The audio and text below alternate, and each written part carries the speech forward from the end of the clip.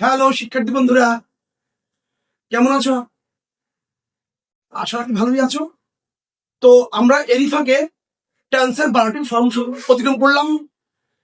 এই 12টি ফর্ম ছাড়াও আমাদেরকে অবশ্যই আরো দুটো জিনিস বাকি আছে কমপ্লিট করার। ওই দুটো জিনিস কমপ্লিট করলে ইংলিশ যে কোনো পারপাসে নিজেকে নিয়ে যাওয়া সম্ভব হবে। ওই দুটো জিনিস হলো নাম্বার এবং পার্সন। তুমি যখন নাম্বার এবং পার্সন অতিক্রম করতে পারবে এবং টেন্সের 12টা ফর্ম সম্পর্কে উপলব্ধি করতে পারবে, তখনই তোমার নিজের মধ্যে একটা সাহস এসে যাবে এবং যে কোনো গ্রামাটিক্যাল ব্যাপারে এই তিনটাকে কাজে লাগিয়েই তুমি নিজেকে প্রস্ফুটিত করতে পারবে অদূর ভবিষ্যতে। ঠিক আছে, কথা না বাড়িয়ে আমরা চলে আসবো আমাদের সেই নাম্বারে। চলে আসছি নাম্বার। আরেকটা কথা বলে রাখি, সেটা হলো বইয়ের ভাষায় নাম্বার এবং পার্সন সম্পর্কে জ্ঞাত হলে অনেক ক্ষেত্রে মানুষ ভুলে যায়, মুখস্থ বিদ্যার প্রতি আকর্ষণ জন্মে। কিন্তু আমি দেখবো বইয়ের মতো করে নয়, নিজের মতো করে কিভাবে নিজেকে তৈরি করতে হয় এবং দীর্ঘস্থায়ী মনে রাখতে হয় ওইভাবে। চলে আসি আমরা আমাদের কাজে। নাম্বার সেন্টেন্স এ যে সকল ওয়ার্ড বা শব্দ দ্বারা কোন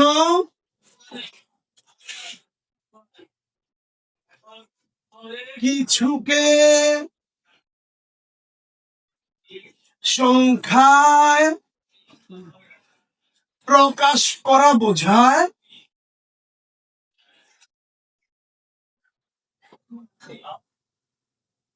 তাকে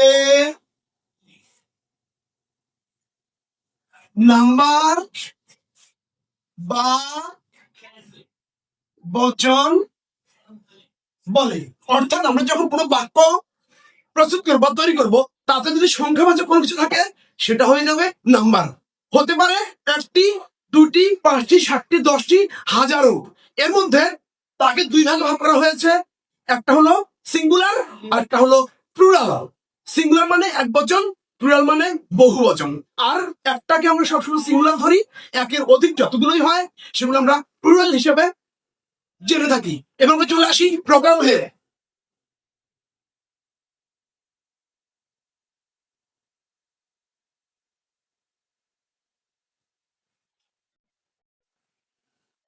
নাম্বার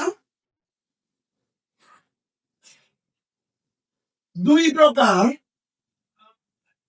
যথা এক হলো সিঙ্গুলার সিঙ্গুলার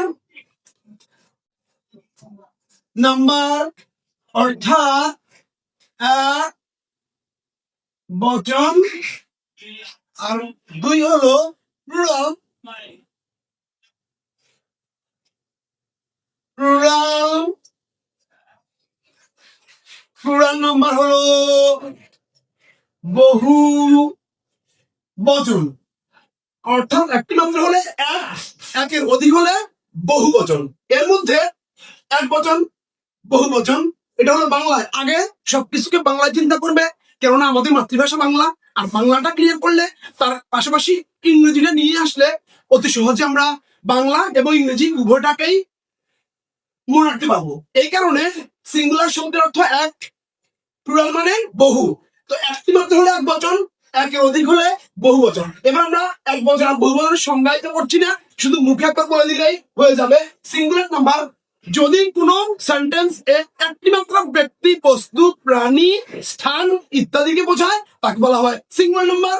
আর একের অধিক কোনো ব্যক্তি, বস্তু, প্রাণী, স্থান বা কোনো কিছু বোঝানো হয় সেটা হবে বহুবচন।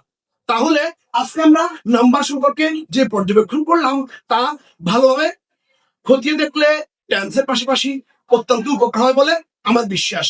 পরবর্তী ক্লাসে আমরা পার্সন সম্পর্কে ন্যূনতম একটা ধারণা দিয়ে দেব। তোমরা ভালো করে প্র্যাকটিস করো, তাহলে নিজেকে প্রতিষ্ঠিত পর্যায়ে নিয়ে যেতে পারবে। ওকে, আজ আর নয়, সবাই ভালো থেকো। ধন্যবাদ সবাই।